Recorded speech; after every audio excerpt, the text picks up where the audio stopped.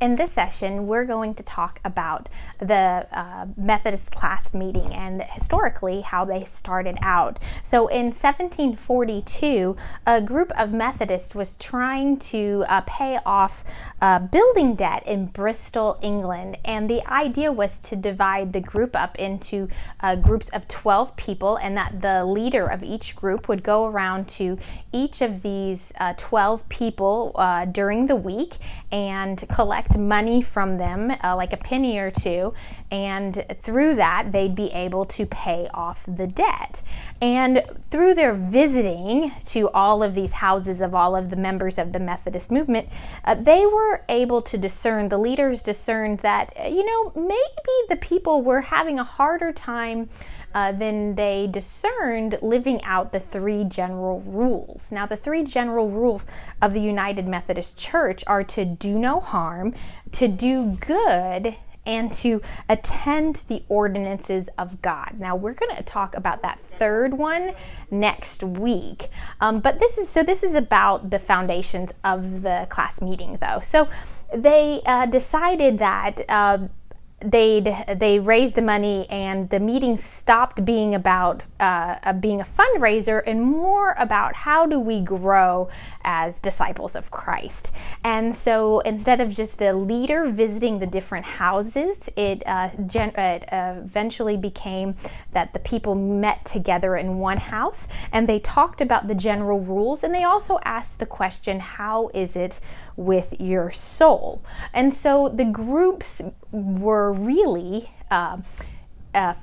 transformation-driven groups. They were looking to transform the people's hearts and to see how they were doing each week on their Christian living. How were they doing at attending to the means of grace or to the ordinances of God, which again I said we're going to talk about next week. So this week you're going to talk about things like how is your spiritual life going? So did you do things during the week to nurture your spiritual life or your study life? Because growing up here in your mind is still important. And so did you do something during the week to nurture your study life? Or how are your actions? What have you done during the week so that Christ will be better known and loved in your family or in your community or in your group? How have you been closest to Christ this week?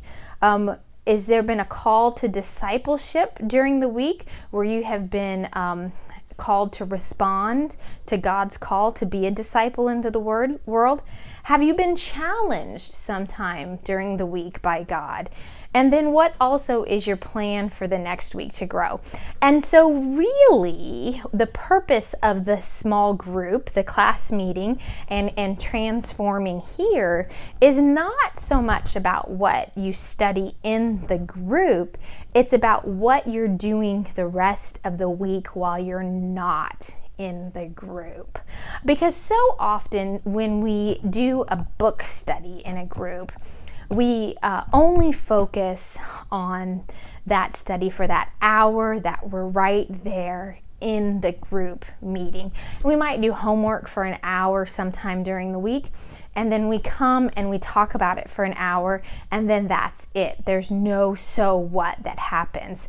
But when we have made a plan for the week of how we're going to engage in the means of grace during the week, how we're going to nurture our spiritual life, how we're going to take parts in study, and how we're going to have action in our life, how we're going to work to become closer to Christ during the week, and then all of a sudden our faith walk and our walk to become a more faithful disciple of Christ becomes something that we do every single day of the week. And when you're working on your relationship with God, not just on Sunday morning when you come to church and when you're at your small group meeting, but every single day you can't help but to be transformed here in your heart. And so that's the goal of your small group, is to help you and to encourage you on moving that way in your life.